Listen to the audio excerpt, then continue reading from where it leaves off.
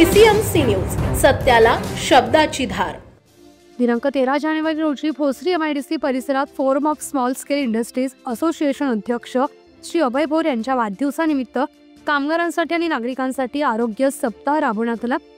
यामध्ये रक्तदान शिबिर आणि MIDC परिसरात वृक्षारोपण मोहीम तसेच आरोग्य हेल्थ कार्ड देखील यावेळी कामगारांना देण्यात आलं। यावेळी महिला कामगारांचा सहभाग उत्स्फूर्तपणे पाहायला मिळाला।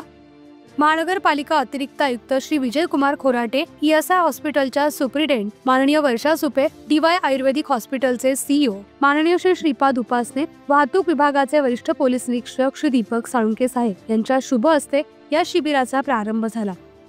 MIDC परिसरातील कंपन्यांमधील शेकडो कामगार बंधू आणि भगिनींनी आरोग्य शिबिराचा लाभ घेतलाय।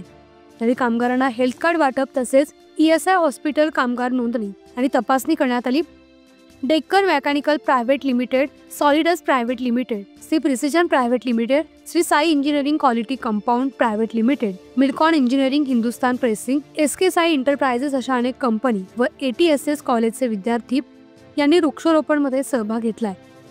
श्री अभय भोर यांनी प्रसार माध्यमांशी बोलताना सांगितलं की आठवडाभर हा आरोग्य सप्ताह MIDC परिसरात राबवला जाणार आहे।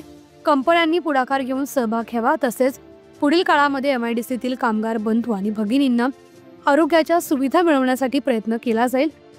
अनेक कामगार बंधूंना आरोग्याच्या विविध समस्या असतात, परंतु त्यावर योग्य त्या उपाययोजना मिळू शकत नाहीत, कारण कामगारांचं आरोग्य चांगलं राहिलं तरच कंपन्यांची प्रगती होणार असून यावेळी MIDC परिसरात मोठ्या प्रमाणात वृक्षारोपण देखील करण्यात आलं।